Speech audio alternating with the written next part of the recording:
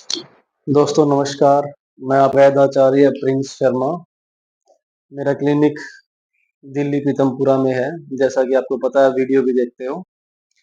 दोस्तों एक बड़ा एक है ना बड़ा स्वास्थ्य से लेके मेरा एक बड़ा इशू है। जैसे मेरे पास काफी पेशेंट आते हैं, तो उनको कई पेशेंट ऐसे हैं जो कि अस्थमा से बहुत परेशान हो। उसके लिए एक हमारे पास हमारे पास क्या, सभी के पास ही है वैसे तो, लेकिन किसी को पता नहीं है उस चीज का। लेकिन मैं बताता हूँ आपको।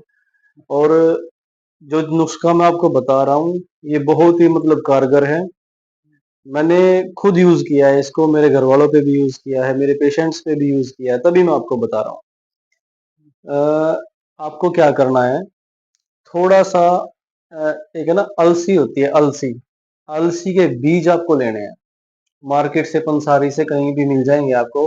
वहां पे जाके बोलो कि अलसी के बीज दे दो। आपको 100 ग्राम या 200 ग्राम ले आना। उसको आप कूट लेना। जब उसके दो टुकड़े, तीन टुकड़े हो जाएं ग्राइंडर में, उसको आप एक बॉक्स में, एक डब्बी में डाल के रख लेना। उससे क्या होगा कि आपको डेली सुबह और शाम 2 चम्मच उस अलसी के बीज को लेना है। और उसको 1 गिलास पानी के अंदर गर्म कर लेना। गर्म करने के बाद जब पानी आपका 50% रह जाए, यानी कि आधा गिलास पानी रह जाए, उससे भी कम रह जाए, तब आपको वो जो अलसी का अर्क निकला है उससे, उसको निकाल लेना और उसको छलनी से छान लेना है। छलनी से छानने के बाद वो गिलास में या कटोरी में डाल लेना। आप उसको आसानी से नहीं छनेगा वो, उसको है ना छलनी में डालने के बाद थोड़ा सा उसको दबाव देना। उसका जो अर्क होगा वो निकल जाएगा। उस अर्क में आपको 2 चम्मच शहद के डालने हैं। शहद असली वाला लेना, नकली वाला मत लेना। जैसे विश्वसनीय पतंजलि का ले लो, डाबर का ले लो, कोई भी, मतलब आपके आसपास जो भी है, पंसारी की दुकान से मिल जाएगा। आप वो लेना। उसको सुबह लेना और शाम को लेना। 2 चम्मच शहद सुबह और 2 चम्मच शहद शाम को उसमें डाल के लेना। अगर किसी की तासीर गर्म है, गर्म तासीर वाले ध्यान से सुने। शहद की मात्रा बिल्कुल कम लेना, या लेना ही मत। आधा चम्मच उसमें डाल लेना। आधा चम्मच ले सकते हो आप। ठीक है। उसको घोल के और आप पी लेना।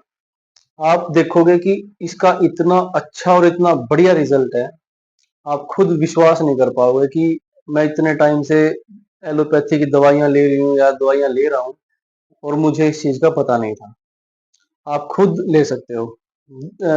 दूसरा नुस्खा, एक तो काढ़े का हो गया। दूसरा नुस्खा, आप चूर्ण बना लो इसका।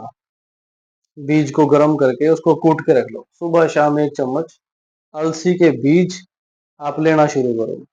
आप देखोगे कि जो आपका बलगम हार्ड हो रखा है, वो बिल्कुल सॉफ्ट हो जाएगा। सॉफ्ट होके वो आसानी से निकलेगा।